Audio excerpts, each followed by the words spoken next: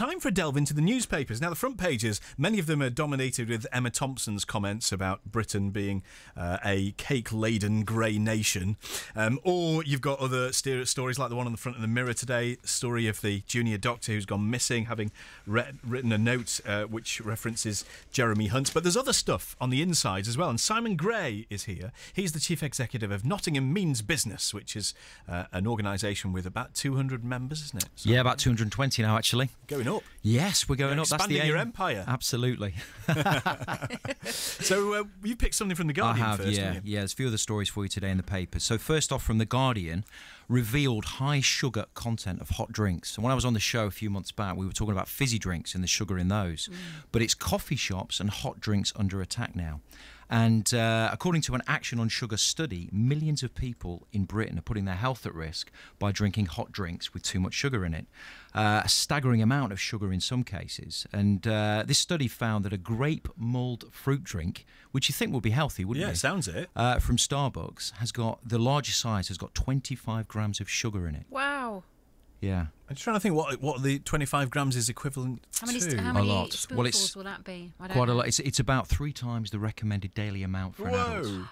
So you've got to be careful. And there's calls for reduced sugar content. And I went for a coffee this morning, and they always upsell, don't they, to the bigger sizes. Oh, yeah, So you want a large? Yeah, exactly.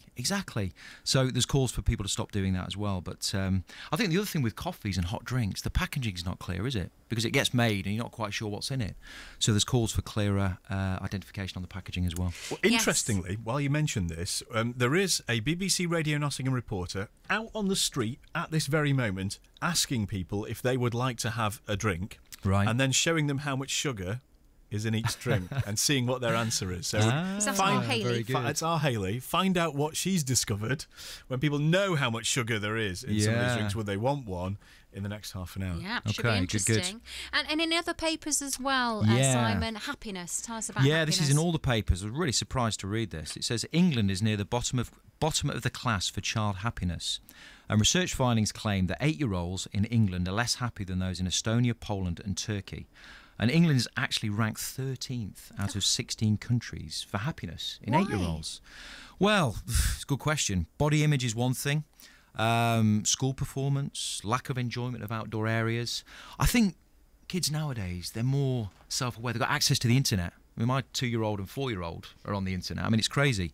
So they're more self-aware, and I think that makes them more self-conscious, possibly.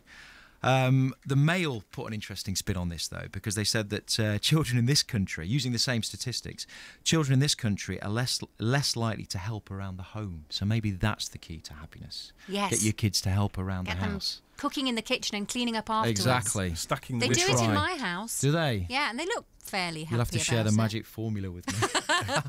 Apart from the one who just I think left it's- home. Well, apart from the one that left home and now doesn't tidy up after himself at all, as I found out at the weekend, but that's another story. It's sad, though, isn't it, to hear that we're 13th It is. It is. for happiness. You know, it's Yeah. it is the most important part of your life, Well, it isn't shows- it? You're It forming shows all it's your... not about prosperity, is it? No. The link between prosperity and happiness is clearly not there.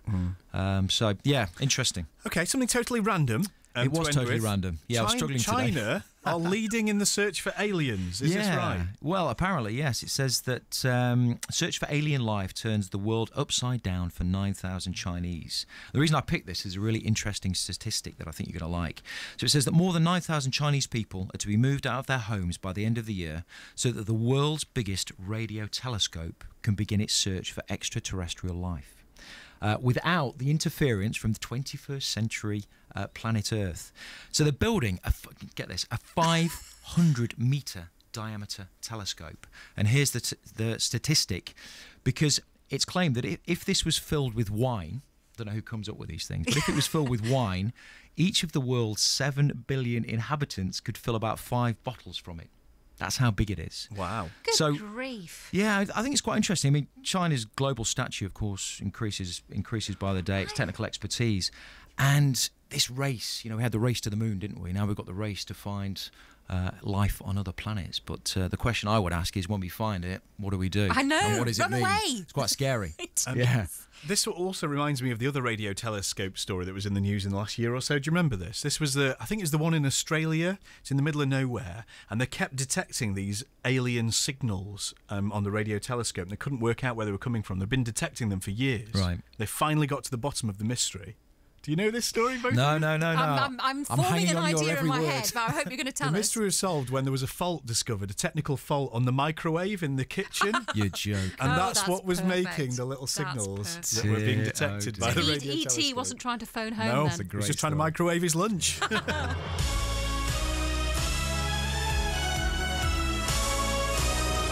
It's 8:31. Time for your latest news headlines on BBC Radio Nottingham. Here's Rebecca.